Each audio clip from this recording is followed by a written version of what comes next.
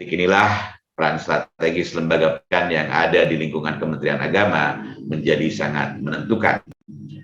Berangkat dari kesadaran bahwa lembaga pendidikan sebagai entitas strategis dalam perjalanan suatu bangsa, maka seluruh lembaga pendidikan harus berpartisipasi dan turut bertanggung jawab dalam upaya keberhasilan dan internalisasi nilai-nilai ideologi Pancasila. Kita memahami di seluruh penjuru dunia, lembaga pendidikan di samping fungsinya sebagai lembaga yang didedikasikan untuk penguatan pengetahuan bagi warganya, lembaga pendidikan sesungguhnya memiliki misi untuk mempertahankan ideologi bangsa dan negaranya. Transmisi dan meneguhkan semangat nasionalisme kebangsaan harus dibina dan dilanggengkan dalam lembaga pendidikan.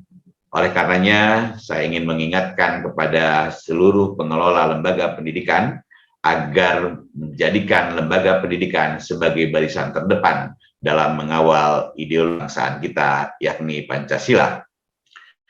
Bagaimanapun kita ini lahir dari rahim Indonesia, berada di Indonesia, tumbuh dan berkembang dari Indonesia. Udara yang kita hirup adalah udara Indonesia. Tanah yang kita pijak adalah tanah Indonesia. Air yang kita minum adalah air Indonesia. Makanan yang kita santap berasal dari Indonesia. Bahkan bisa jadi ketika kita meninggal pun akan dikebumikan di bumi Indonesia. Karenanya pertahankan ideologi, budaya, serta karakter bangsa Indonesia. Karakter Indonesia yang selalu menghargai, yang menempatkan aspek kemaslahatan manusia sebagai prioritas, memberikan kedamaian dan keteduhan, dan memegang teguh atas kesepakatan kehidupan berbangsa dan bernegara berdasarkan Pancasila.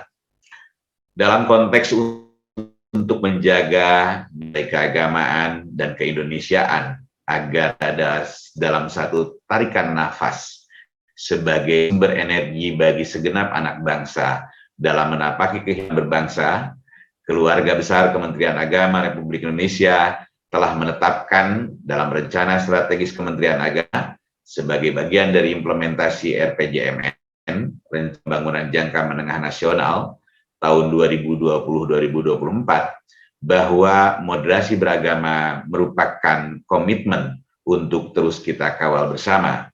Moderasi adalah cara pandang, sikap, dan prama dalam kehidupan bersama dengan cara mengejawantahkan esensi ajaran agama yang senantiasa melindungi martabat kemanusiaan dan membangun kemaslahatan umum, berlandaskan prinsip adil, berimbang, mentaati konstitusi sebagai kesepakatan berbangsa.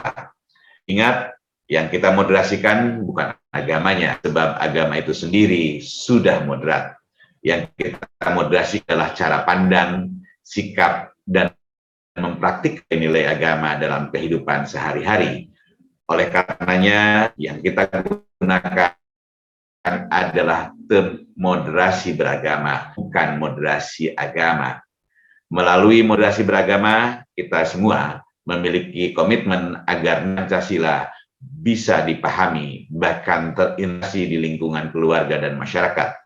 Karena pada dasarnya bukan sekedar hanya terjadi di lingkungan sekolah, madrasah, pesantren, mahadali, atau kampus.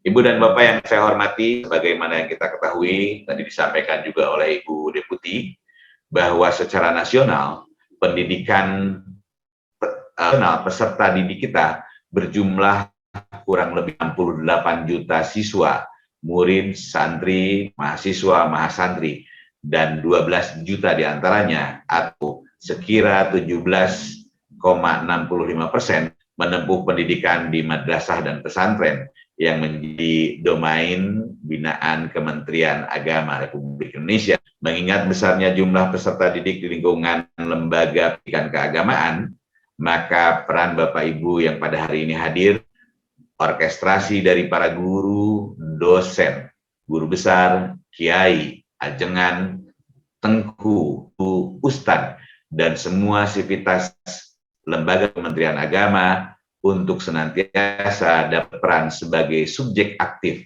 dalam menjalankan gerakan besar untuk penanaman nilai-nilai ideologi Pancasila melalui proses pendidikan Pancasila dan mainstreaming moderasi beragama. Pendidikan Pancasila tentu saja tidak boleh berhenti di tataran teori, bukan sekedar kembang dalam wacana, tetapi harus dipastikan terjewantahkan dalam kehidupan sehari-hari. Hal ini bermakna bahwa nilai-nilai luhur Pancasila harus dipraktekkan dan dipraktikkan dalam kehidupan berkebangsaan, berkewarganegaraan. Selanjutnya, selaras dengan apa yang disampaikan oleh Ketua BPIP, sejalan dengan semangat revisi peraturan pemerintah PP nomor 57 2021 tentang Standar Nasional Pendidikan SNP yang menyatakan bahwa SNP harus berdasarkan Pancasila. Tentu hal ini perlu dimaknai dengan keharusan menempatkan mata ajar, mata kuliah, mata pelajaran Pancasila secara eksplisit tertuang dalam revisi yang mengatur kebijakan mengenai standar pendidikan nasional. Khusus untuk struktur kurikulum, mata Pancasila yang diajarkan agar diciptakan sedemikian rupa agar tetap tertata secara koheren pada seluruh jenjang pendidikan, mulai dari jenjang pendidikan anak usia dini, dari TK, RA maupun TPQ, kemudian jenjang pendidikan dasar, baik SD, MI, Diniyah Ula, dan SMP, Madrasah Sanawiyah, atau Diniyah Wusto. Pendidikan menengah di SMA, SMK, Madrasah Aliyah, Diniyah Ulia, atau Muadalah sampai jenjang perguruan tinggi, baik di perguruan tinggi umum, perguruan tinggi keagamaan, tingkat S1, S2, S3, atau Ma'had Ali, dari M1, M2, dan M3. Akhirnya, dengan gerakan terstruktur, masif, dan sistematis, pendidikan Pancasila akan berhasil manakala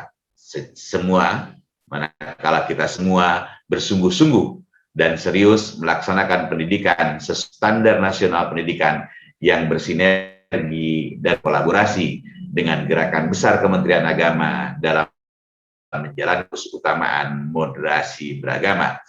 Demikian yang dapat saya sampaikan, semoga bermanfaat.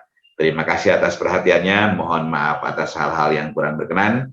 Sebagai penutup, kita berharap dan berdoa, semoga kegiatan ini mengerucut pada sebuah keinginan besar kita untuk membangun bangsa ini dengan tetapkan yang kokoh, yaitu ideologi bangsa Pancasila. Demikian, Allahul muwaffiq ila aqwamit thoriq. Wassalamualaikum warahmatullahi wabarakatuh. Salam Pancasila. Salam Pancasila.